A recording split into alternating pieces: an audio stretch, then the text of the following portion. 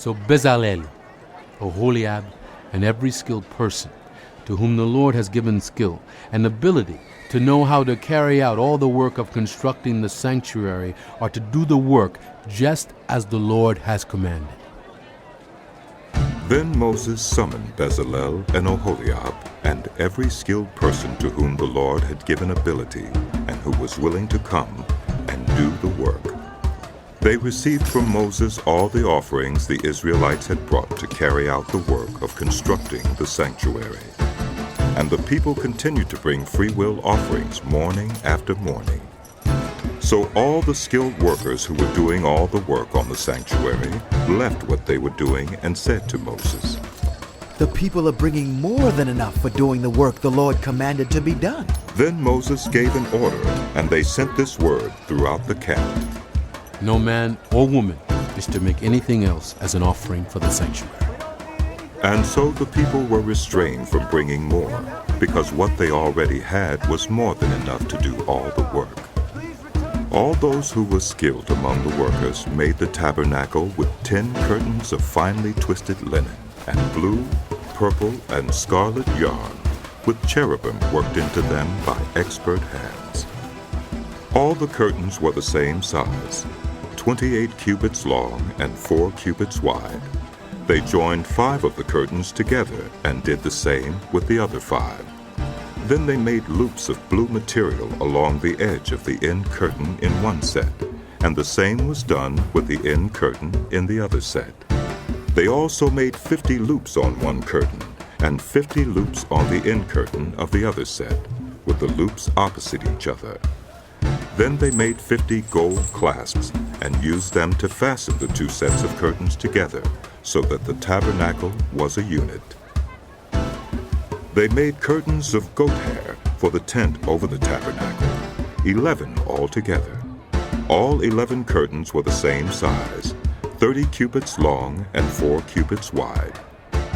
They joined 5 of the curtains into one set, and the other 6 into another set. Then they made 50 loops along the edge of the end curtain in one set, and also along the edge of the end curtain in the other set. They made 50 bronze clasps to fasten the tent together as a unit. Then they made for the tent a covering of ram skins dyed red, and over that a covering of the other durable leather. They made upright frames of acacia wood for the tabernacle. Each frame was 10 cubits long and a cubit and a half wide, with 2 projections set parallel to each other. They made all the frames of the tabernacle in this way. They made 20 frames for the south side of the tabernacle and made 40 silver bases to go under them, 2 bases for each frame, 1 under each projection. For the other side, the north side of the tabernacle, they made 20 frames and 40 silver bases, 2 under each frame. They made 6 frames for the far end, that is, the west end of the tabernacle, and 2 frames were made for the corners of the tabernacle at the far end. At these 2 corners, the frames were double from the bottom all the way to the top and fitted into a single ring. Both were made alike, so there were 8 frames and 16 silver bases, 2 under each frame. They also made crossbars of acacia wood, 5 for the frames on one side of the tabernacle, 5 for those on the other side, and 5 for the frames on the west, at the far end of the tabernacle. They made the center crossbar so that it extended from end to end at the middle of the frames. They overlaid the frames with gold and made gold rings to hold the crossbars. They also overlaid the crossbars with gold. They made the curtain of blue, purple, and scarlet yarn and finely twisted linen, with cherubim worked into it by expert hands. They made 4 posts of acacia wood for it and overlaid them with gold. They made gold hooks for them and cast their 4 silver bases. For the entrance to the tent, they made a curtain of blue, purple, and scarlet yarn and finely twisted linen, the work of an embroiderer. And they made 5 posts with hooks for them. They overlaid the tops of the posts and their bands with gold and made their 5 bases of bronze. Bezalel made the ark of acacia wood, 2.5 cubits long, 1.5 cubits wide, and 1.5 cubits high. He overlaid it with pure gold, both inside and out, and made a gold molding around it.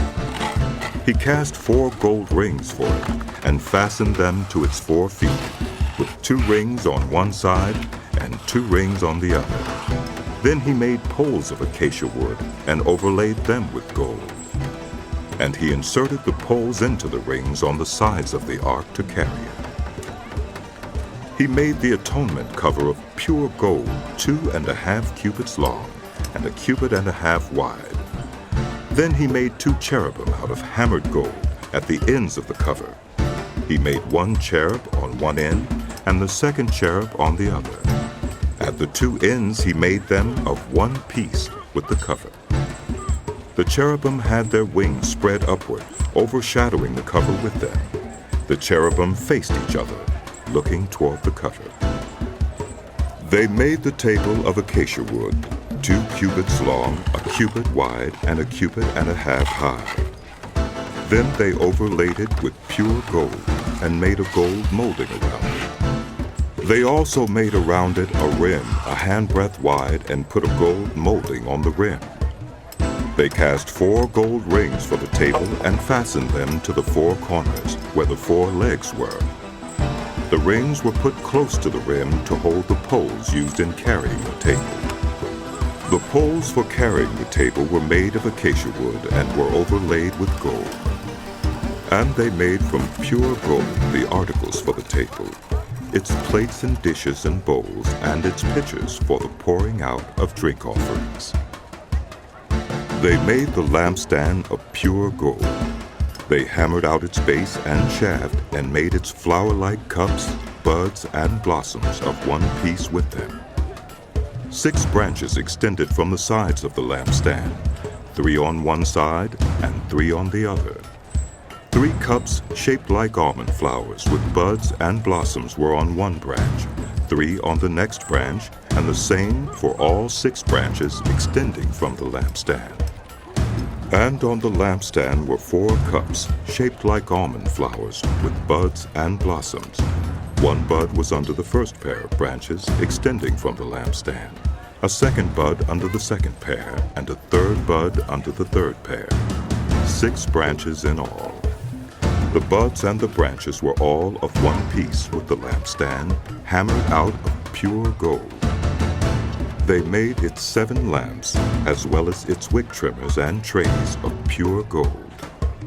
They made the lampstand and all its accessories from 1 talent of pure gold. They made the altar of incense out of acacia wood. It was square, 1 cubit long and 1 cubit wide, and 2 cubits high, its horns of one piece with it. They overlaid the top and all the sides and the horns with pure gold, and made a gold molding around it. They made 2 gold rings below the molding, 2 on each of the opposite sides, to hold the poles used to carry it. They made the poles of acacia wood and overlaid them with gold. They also made the sacred anointing oil and the pure fragrant incense, the work of a perfumer. They built the altar of burnt offering of acacia wood, 3 cubits high. It was square, 5 cubits long and 5 cubits wide. They made a horn at each of the 4 corners, so that the horns and the altar were of one piece, and they overlaid the altar with bronze. They made all its utensils of bronze, its pots, shovels, sprinkling bowls, meat forks, and fire pans. They made a grating for the altar, a bronze network to be under its ledge, halfway up the altar. They cast bronze rings to hold the poles for the 4 corners of the bronze grating. They made the poles of acacia wood and overlaid them with bronze. They inserted the poles into the rings so they would be on the sides of the altar for carrying it. They made it hollow out of boards. They made the bronze basin and its bronze stand from the mirrors of the women who served at the entrance to the tent of meeting. Next, they made the courtyard. The south side was 100 cubits long and had curtains of finely twisted linen with 20 posts and 20 bronze bases, and with silver hooks and bands on the posts. The north side was also 100 cubits long and had 20 posts and 20 bronze bases, with silver hooks and bands on the posts. The west end was 50 cubits wide and had curtains, with 10 posts and 10 bases, with silver hooks and bands on the posts. The east end, toward the sunrise, was also 50 cubits wide.